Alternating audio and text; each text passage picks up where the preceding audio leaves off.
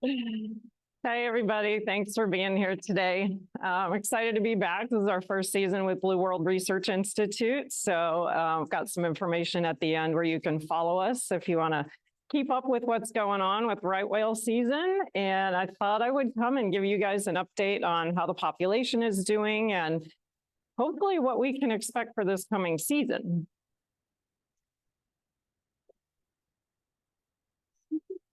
I'm like, go. In October, the North Atlantic Right Whale Consortium came out with a new population estimate that is good as of 2022.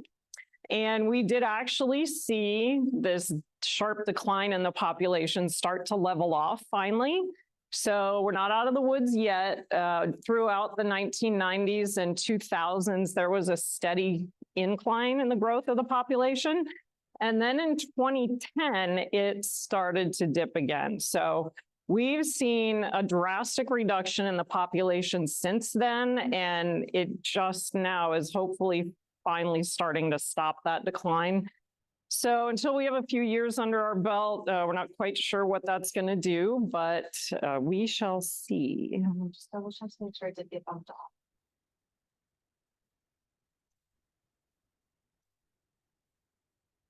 Oh, that might work. Technology. This year, we had 20 whales that were nominated to get named in the fall, and one of them remained unnamed, but the other 19 did actually go through a process where anybody and everybody could submit their ideas for names as long as it followed the protocol that the consortium gives out. And typically, we like to name these whales based on their physical characteristics so that the researchers can identify them in the field. So I'm going to read them off, but this is what we came up with. We did have a naming get-together at the Melbourne Beach Library back in September, where we asked people to come out and help us come up with some ideas. And we did throw them out there. And I just wanted to point out a couple of these. Marilyn Monroe got her name from a scar that she has on her left cheek. I'll have a picture here in a minute. Goldfish, very obvious mark on this one. And then, oh, actually, there it is. There's a small version. The bonnet on this whale looks like a goldfish cracker. So coming up with these names really is not something you need to be a genius for. Coral is a whale that we actually had one of our Marine teens suggest. We have a Marine teens program at Blue World Research Institute, and a gal named Denali, who's 15, came up with the name Coral, and we submitted it, and it actually got voted in. So Denali, if you're watching out there, give yourself a pat on the back. Good job. Here's a better picture of Marilyn Monroe. Here's the scar on the lower left. I can't do that, can I? So you see that mark that represents Marilyn's mole that she had on her cheek. There's nothing. Here's goldfish. There's a bigger picture of it. I threw that in there just for reference. Like sometimes when you look at these things become very obvious. You got to turn the pictures around and we have a little fun. Here's Coral, the one that Denali named, and this was for a scar on the whale's back. So if you zoom in on it, we all thought this spot looked like a piece of the hard branching coral that's out there. So that's always fun to do. It's like the only fun thing we get to do all year long is name the whales. So we always look forward to doing that. So far this season, we've got 15 individually identified whales out there in the Southeast between here and North Carolina. Of these 15 whales, they are aged 9 years old to more than 42 years old. So full span of years there. 11 of them are females and 4 of them are males. We have no idea why males come here. Typically, it's the females that are pregnant that are here to give birth, but we do see males, non-pregnant females, juveniles, yearlings. I think last year we had about 8 yearlings that came back only 1 year after they were born. This year we haven't seen any yet, but it's still pretty early. Of those 11 females, 7 of them are mothers already. They've given birth before. We call them cows. And 4 of them are potential first-time mothers. So even if they haven't given birth yet, this year they could have their first. They are old enough that they could be reproductively active now. So we are watching all 11 of them. And actually, one of them has given birth already. Our first new mom's name is Juno, and she is more than 38 years old. That's when she was first spotted. It wasn't her birth year, so we really have no idea how old she is. She just gave birth to her 8th calf.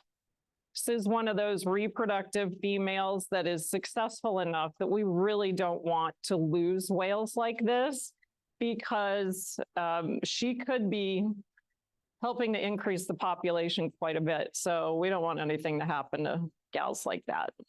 The record for the number of calves born to an individual right whale is 10. And that was last year that record was set. So Juno last had a calf in 2020. So that was only 4 years ago. The calving intervals for these females is increasing.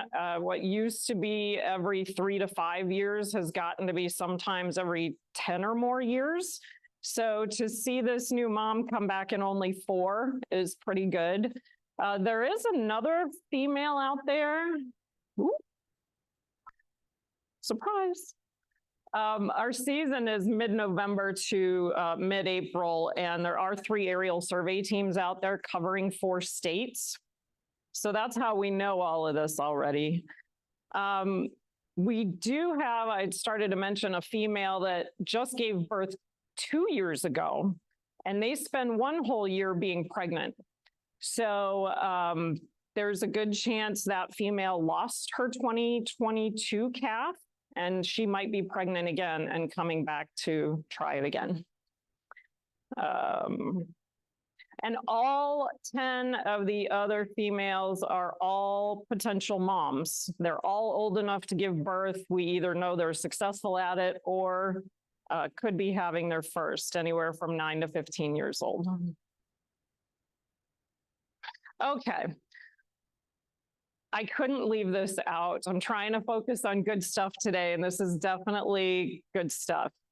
I have people ask, why should we care about these whales? They're critically endangered. There's only about 350 of them left.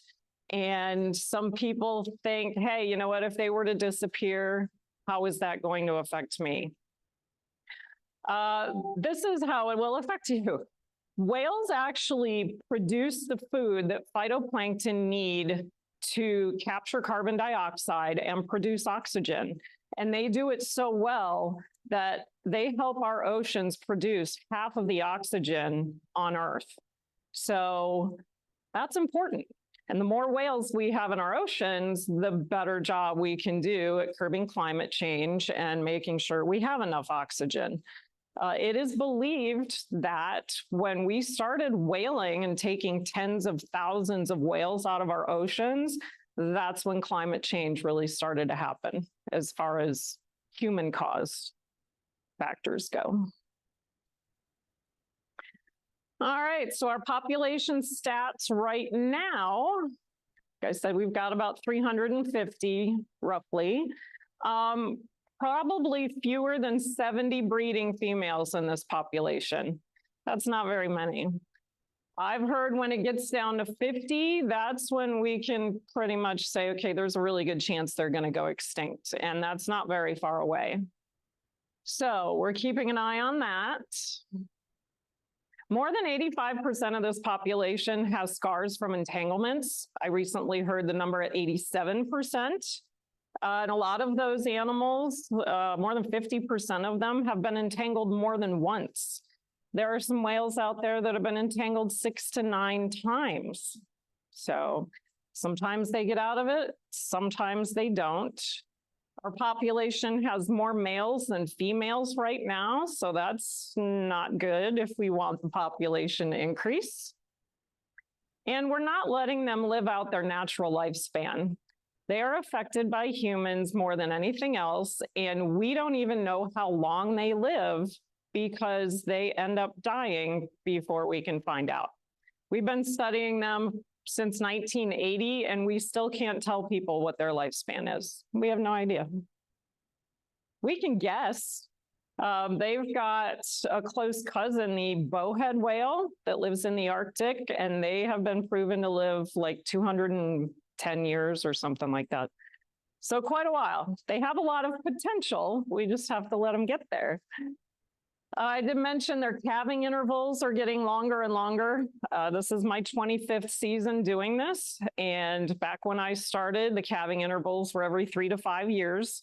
And we actually had some whales that were very common to Brevard County and came like clockwork every 3 years.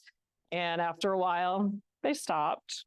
So, I said the average right now is about 6 to 9 years, and as many as 13 years for some of them.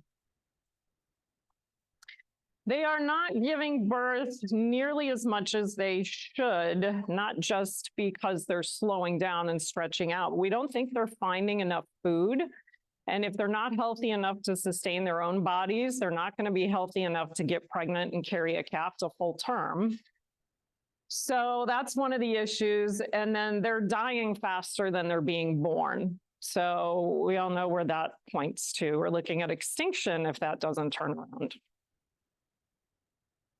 And right now, we think that there's a good chance that by 2035, they're not going to be able to reproduce anymore. So the ones that are left by then could very well just die out, and those might be the last ones we see.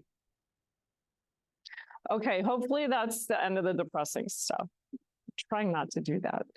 Our range for right whales is the Gulf of St. Lawrence in Canada, all the way down to here. We are at the southern end of their critical habitat area, which ends just north of Sebastian Inlet. So this is typically about as far south as they go, as far as the entire coastline of North America goes.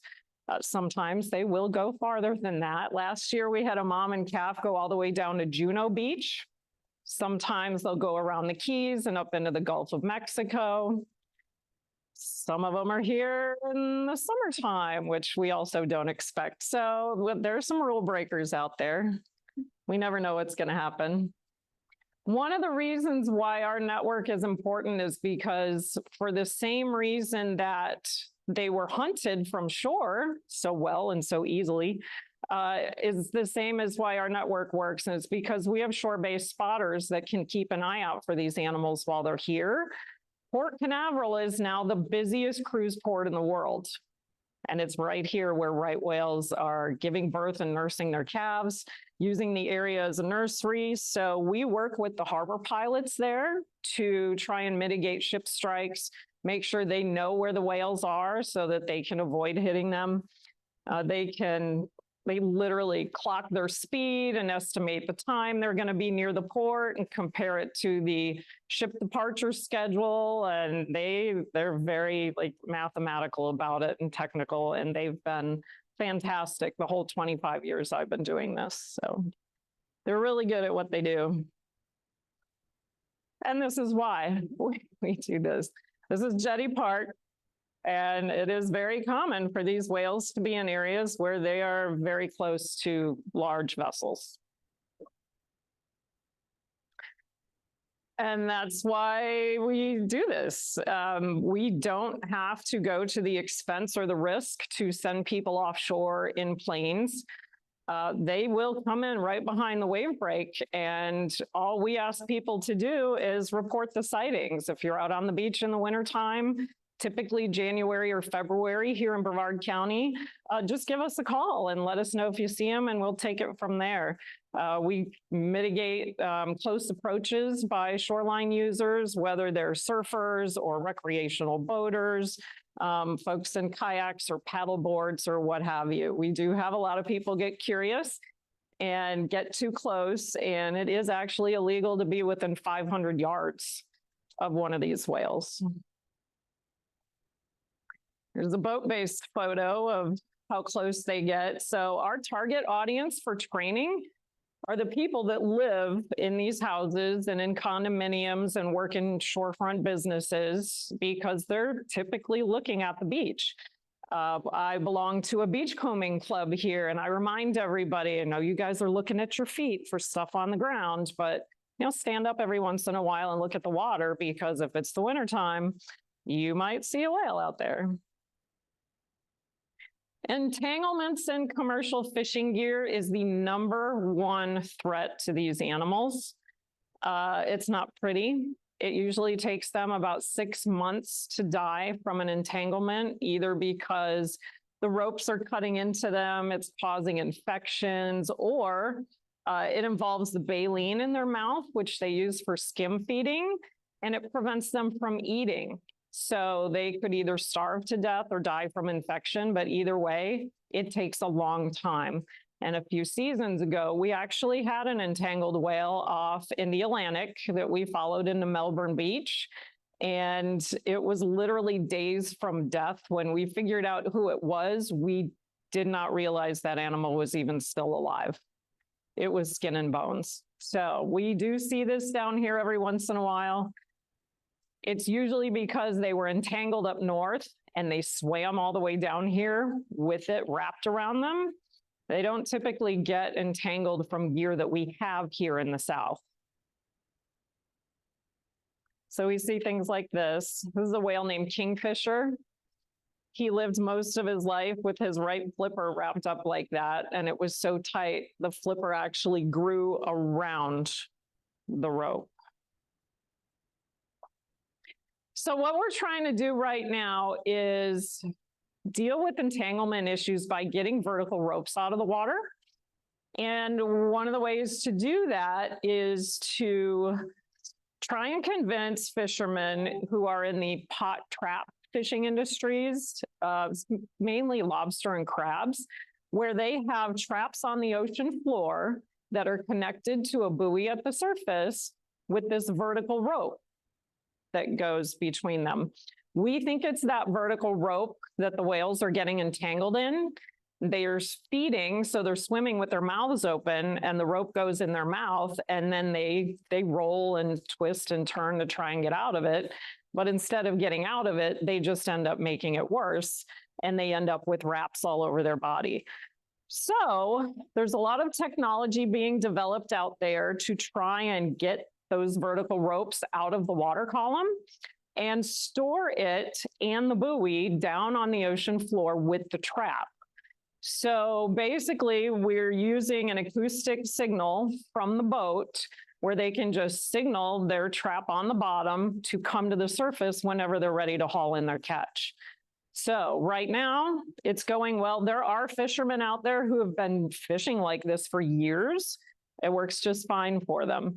There are a lot of fisheries right now that are experiencing closures when right whales are in the area, and this is a way that they can go out and fish during the closures and still keep whales safe. And people who are not willing to do this are probably going to end up suffering from it just because they can't go out and make a living. So we're trying really hard to get that going and have the least impact possible on those fishermen. Vessel strikes are the #2 cause of death for these whales. Both causes, humans, more than anything else. It's very rare to see a natural death in this population. Vessel strike deaths happen a lot faster. Sometimes they're instant. Sometimes it could take a week or two for them to die, depending on how they were struck and what the injury was, but it's certainly a lot faster than 6 months. A lot of times we'll see propeller cuts through an animal. Sometimes they survive the injuries. A lot of times they don't. They could have blunt force trauma where they just get smacked by the bow of a ship and it crushes bones inside and causes hemorrhaging and they die like that. This is an animal that survived a vessel strike. All those propeller cuts healed, but we don't know how much of an effect scar tissue might have on these guys as far as swimming and migrating and getting around. There was actually a female that was pregnant and she had a scar like this from a vessel strike that actually split open as the fetus grew, and both of them died. And even though it was about 10 years after the fact, they still ruled her death as being from a vessel strike. So just because they heal doesn't mean it's going to stay that way. For those of you who follow Marvel Comics, this whale's name is Wolverine for the 3 propeller cuts right there. We are encouraging people in right whale areas to slow their vessels to 10 knots. Right now, it's the law for any vessel 65 feet and larger. That could change in the next month or so. NOAA is probably going to issue a revision to that law that's going to include vessels that are a lot smaller, maybe as small as 35 feet. They are expanding the areas where that speed limit applies. They are taking things that are currently voluntary and they might make them mandatory. So there are a lot more protections coming for right whales as far as vessels go that haven't been announced yet. So that's just a good pictorial on what 500 yards looks like. Those are goalposts. So 5 football fields between a vessel and a right whale is what the law is. So these are the things we try and prevent while we're out there. And this is why we ask people to give us a call, because when we're out doing research, we can try and contact the people that are out there and let them know that they're getting too close. We've had Ocean Rescue help us out. And I just learned we've got Brevard County lifeguards out there this winter for the first time, which I'm excited about. So hopefully they'll be able to help us, people that just get too close. This is for all my beachcombing friends who like to pick things up and have no idea there are whales behind them. All right, I heard somebody talking about this here a little bit ago. Why all the whales last winter were dying in the mid-Atlantic. I had to throw this in because I knew somebody was going to ask.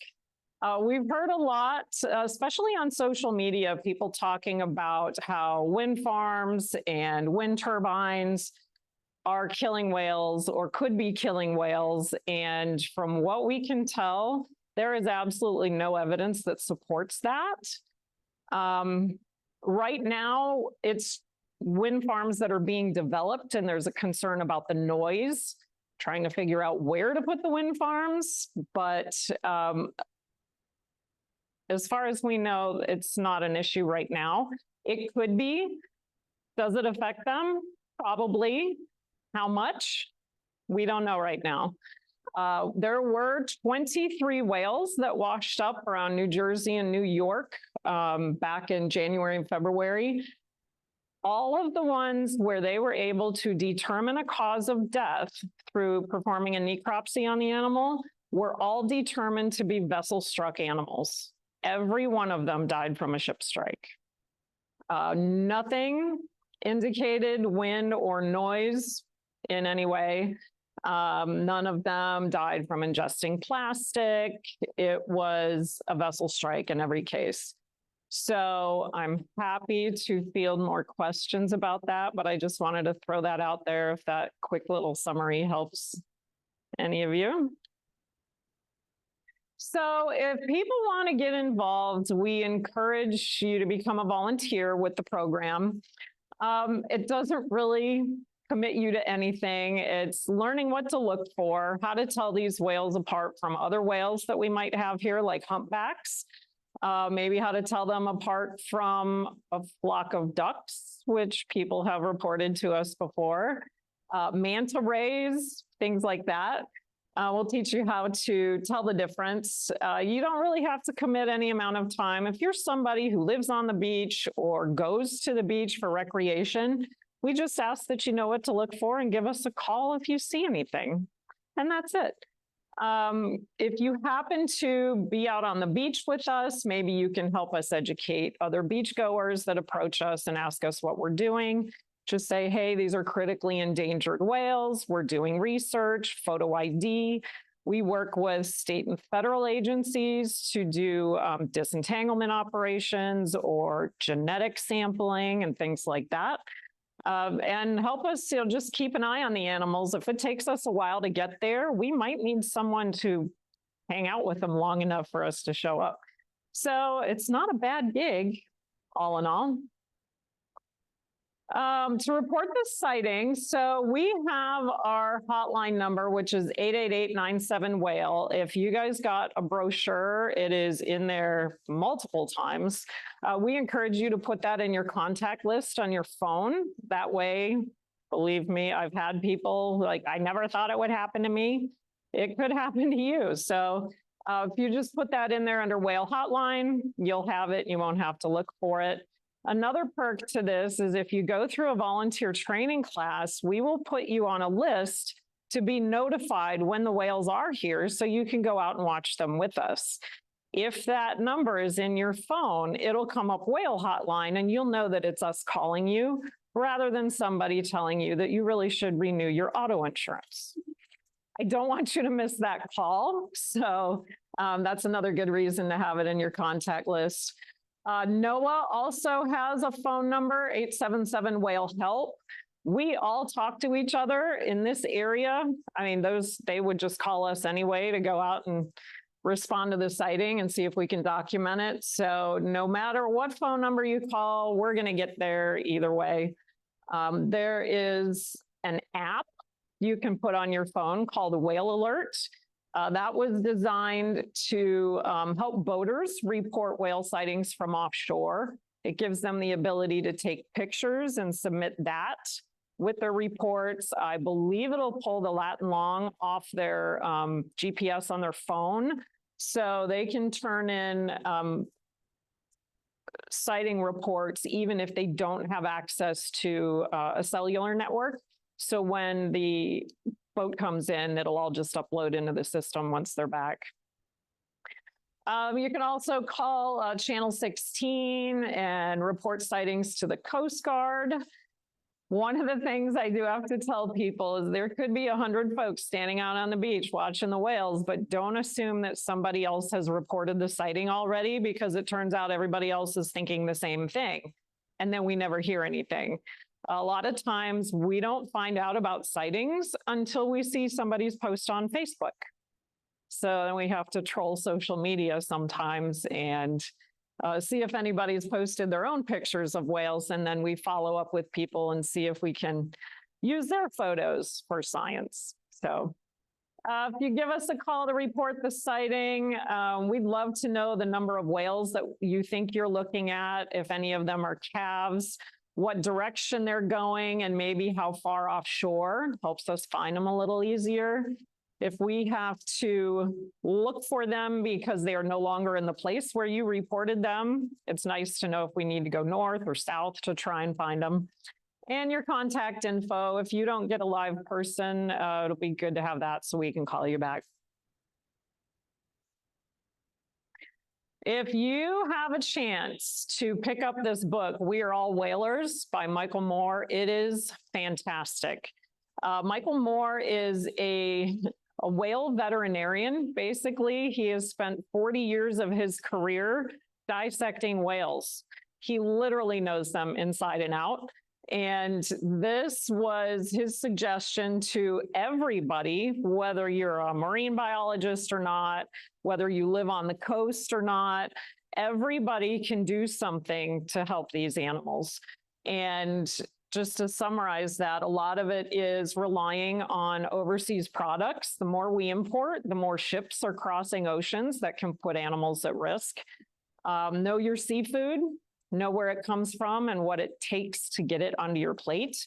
Right now, the lobster fishery lost its sustainability certification because of all the whales that are getting entangled in pot trap fishing gear. So just be aware. So I thought I'd put this up. You've got the hotline number in your brochure, but RW Sighting Network at BWRI is where you can reach me. That's my email, and you can call the hotline number too. I'm the only one that answers that, but if you need to reach me, don't feel bad about calling a hotline. Just ask me a question. If you have a chance to register for Right Whale News, I encourage that. That QR code will take you to the registration page, and it's a quarterly digital newsletter that was designed to update the scientific community, but it's available to anybody. So if you want to keep up with government news on what kind of funding is available for right whale protection, get the stats on the field seasons every year. It covers not just the Southeast here, but the Northeast in New England and Canada, because they do surveys up there at other times of the year. It's chock full of info that is very interesting to keep up on. I do have some volunteer training opportunities coming up. This is just Brevard County right now, starting December 9th. That's this weekend. The Satellite Beach Library, Melbourne Beach Library. I will be at the Cocoa Beach Library in January, as well as the Barrier Island Center. So if anybody's interested in learning more about how to get involved with the network, these are going to be the talks that you're going to want to attend. We do a little test at the end to see what you've learned. It's really simple, true, false, multiple choice. It's only 20 questions, but that's what will get you on the call list to be notified of local sightings. So we'd love to have you out there on the beach with us. We figure if you're helping us by reporting sightings, we want to help you too. Like us on Facebook. This is where we post most of the updates that we hear about. A lot of the networks like Florida Fish and Wildlife and the folks that run the aerial survey teams will post their updates on what they see when they've spotted a new calf, if there's a newly discovered entanglement, things like that. And we share those things as well as upcoming events. We are going to try and book a movie premiere again. We did one last February with a movie called Last of the Right Whales, and this year we're going to play a documentary called Entangled, and it's about the fishing and entanglement situations with right whales. So that's good. It's probably going to be at the Satellite Beach Civic Center. I don't have a date yet though, so stay tuned. We'll put it on Facebook. If you want to follow the whales, there's a website called whalemap.org.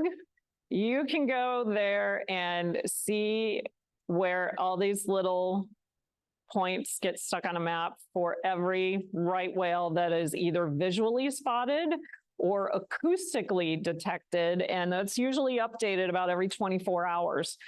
We've had a lot of people who are watching those dots move down the coastline, and we're just waiting until that first dot shows up on this side of the Florida-Georgia border. So some of us are getting anxious. The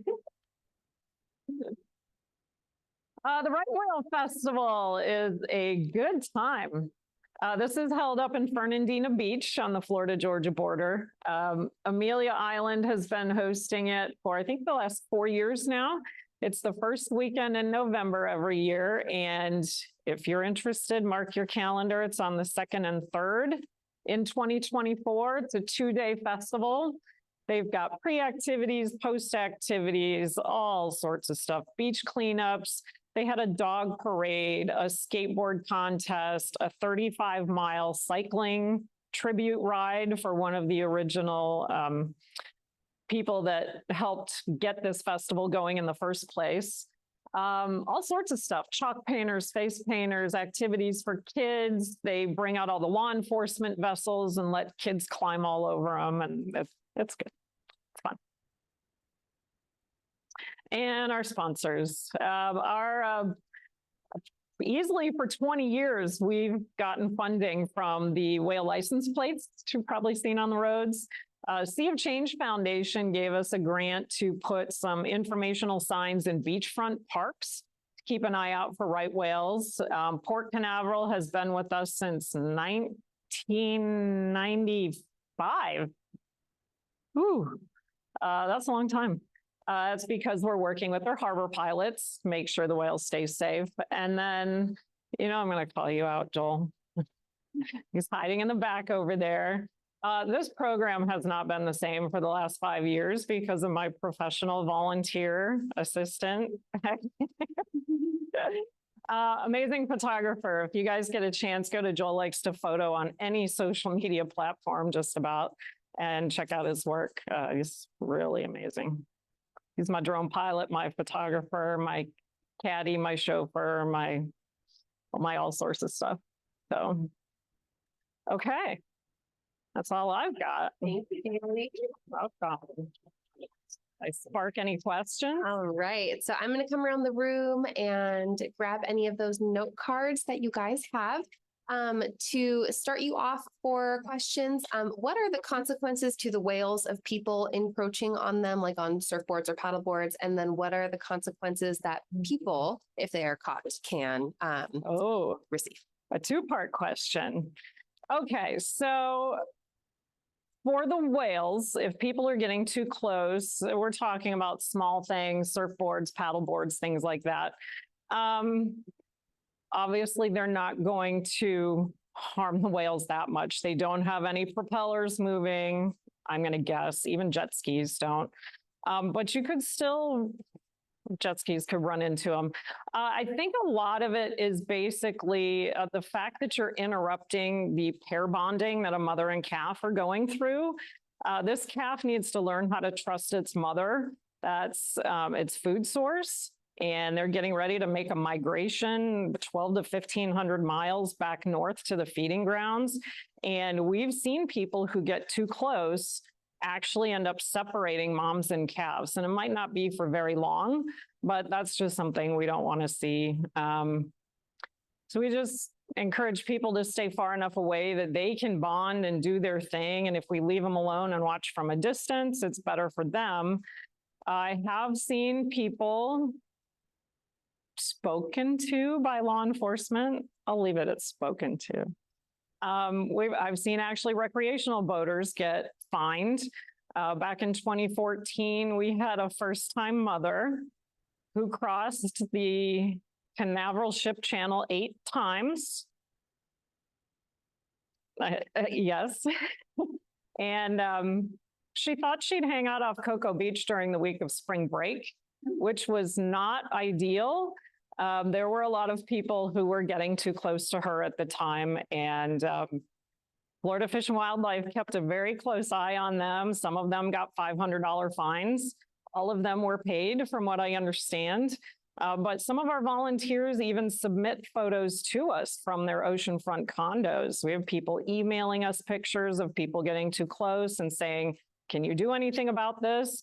Because folks get concerned. And I said, hey, you know what? I'm not law enforcement, but I can pass it along and leave it to them. And that's what we do. So yeah, they do issue warnings and just educate people, because we know there are a lot of people out there who might be like closer than 500 yards, but they have no idea that that's what the law is. They don't know what kind of whale it is or how endangered it is. And so that's most of what we do, is just educate the public on what they're seeing, how important it is that they stay away, and just let them have their space and just let them keep going. Thank you. All right. Our next question is, how does the right whale population compare to other whales? Oh, like any other whales? Okay, other whales. I'm going to say this population is doing very poorly. The southern right whales were also hunted to near extinction, but they number in the upper teens as far as thousands go. So we're talking about 15 or more thousand whales in that population versus 350 in this one. There are also North Pacific right whales, which are the only more endangered whale than the ones we have here. The eastern population of them only has about 30 whales in that group. So that's not good. Humpbacks, gray whales, all of them are doing much better than North Atlantic right whales. So yeah, I know these guys are in trouble. All right. Why the decline in 2010 on? Was there something that happened in 2010? I get that question a lot. What happened in 2010 that just made them plummet? I don't know that anybody knows. It could have been a shift in the food source and they weren't finding it in places where they thought they could find it. So they had to go look for it. But even then, it persisted because obviously they didn't bounce back. So in 2017, we found whales up in the Gulf of St. Lawrence in Canada because that's where they had to follow their food. And they hadn't really done that before. Nobody was expecting to see them. Ships were still traveling at full speed. The fisheries were still open. There were 17 whales that died that year. And I think 12 of them were in Canada. So I think there's a really good chance it could have been the food, but it could be other things. It could be both. I really don't know. Thank you. Welcome. Do you free whales that are entangled off our coast? There's a team of people that are trained to go out and try their best to free whales. Whether or not they're successful is always on a case-by-case basis. One thing that we do is try and get a tracking device on them, because if we hear about an entangled whale late in the day, or if the weather's bad and they need to follow up later, if we can locate that whale, that would be great. That's what Joel and I did a couple seasons ago with that whale that popped up over in Melbourne Beach. So in general, yes, me personally, not usually, but there are folks who are trained to do that and are prepared to do it if we do see entangled whales down here. We do ask that people don't try and do it themselves. That was the case a couple seasons ago. We had the first documented entangled mother down here who actually went through an entire pregnancy and gave birth while she was entangled. And once that calf was on the scene, they were like, nope, we're just going to let her go. They monitored her to see if the entanglement got any worse. It really didn't. And so everybody chose to just kind of sit back and let them do their mom calf thing, let them bond, let the calf feed, do their thing. There were a lot of people on social media that were critical because it seemed like nobody was doing anything when they didn't realize there was a lot of behind the scenes work going on that they weren't aware of. So there were 2 kayakers that actually paddled out to this whale and tried to cut some of the rope off and did it successfully, but they had actually left that rope there on purpose, hoping that the drag from swimming would help pull it out of the whale's mouth. And when they cut that rope, the whole drag issue wasn't going to happen. So these very well-meaning people actually ended up doing more harm than good and didn't even realize it. So that's another reason why we ask people to just keep their distance. Awesome. Could wind turbine noise be masking ship propeller noise and confusing whales, resulting in more propeller strikes? Wow, that's a good question. I'm sure it could. I don't see why wind turbine noise couldn't mask other noises. So, I mean, that makes sense to me. And even without wind turbines, there is actually an acoustic dead spot in front of ships where the propeller noise from the back doesn't quite all the way make it around to the front. So if the whale is right in front of the vessel, it doesn't hear the propellers anyway. So whether wind turbines are there or not, if that whale is in just the right spot in front of a ship, it might not hear it in the first place. Unfortunately. Okay, this says, if I am standing on the shore, what are some ways to identify that there's a right whale in the area? My eyesight's Love not it. as great at 500 yards away. Oh, okay. Well, eyesight is going to come into play a little bit. There are physical characteristics that we teach people in our class to look for. Some of them are black flippers on the sides of the body and a black tail on both sides. These whales do not have a dorsal fin on their back, so that's one thing to look for. Humpback whales, which we do see here, they do have a little dorsal fin on their back. So if that whale's out there and it arches and you do see a fin, it's not going to be a right whale.